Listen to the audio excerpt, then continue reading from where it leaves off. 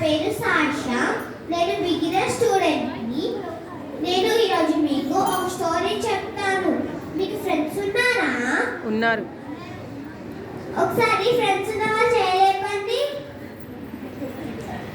ఓ చాలా మందికి ఫ్రెండ్స్ ఉంటారు కదా. అందులో మంచి ఫ్రెండ్స్ ఉంటారు, చెడ్డ ఫ్రెండ్స్ ఉంటారు. ఈరోజు నేను మీకు స్టోరీ చెప్తాను. మీ అందరికి బైబిల్లో తెలిసిన కొంతమంది ఫ్రెండ్స్ ఏమో చెప్పండి. అబ్రహాము దేవుడు, దావీదు, యోనాతాను.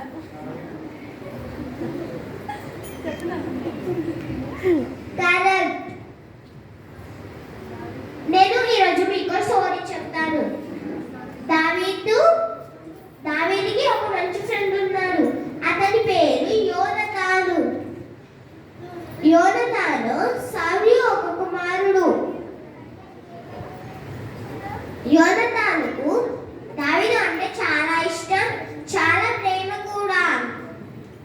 యోనాతాను రాజకుమారుడు అని ఏమాత్రం గౌరవం లేకుండా గొర్రెల కాపరైన దావీదుతో స్నేహం చేశాడు.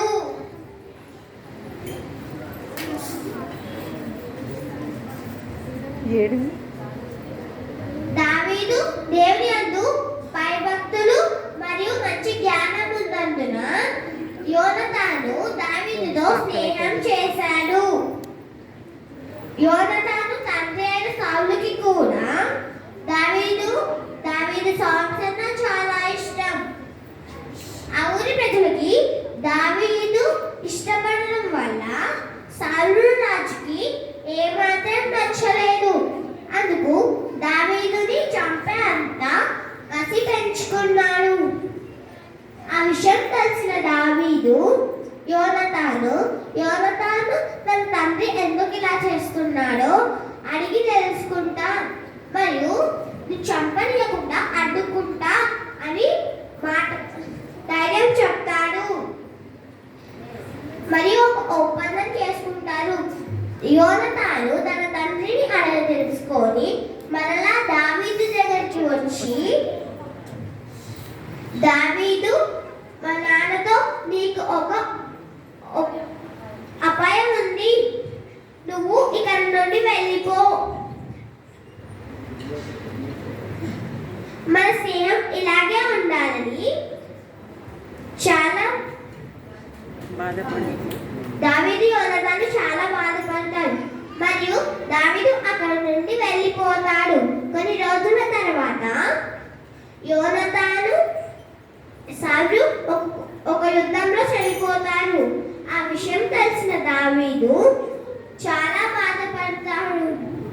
యోనాతాను నాకు చాలా సహాయం చేశాడు, కానీ నేను మాత్రం యోనాతానుకు ఏమి చేయలేదు.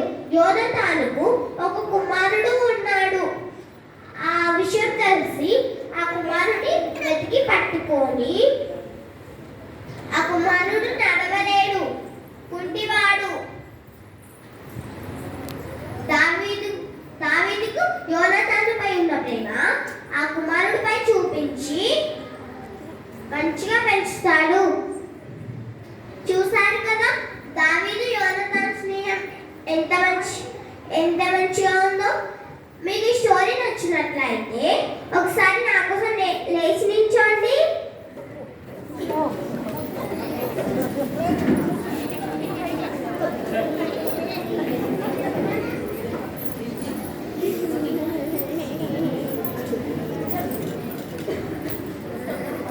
అర్థం కాలేదు.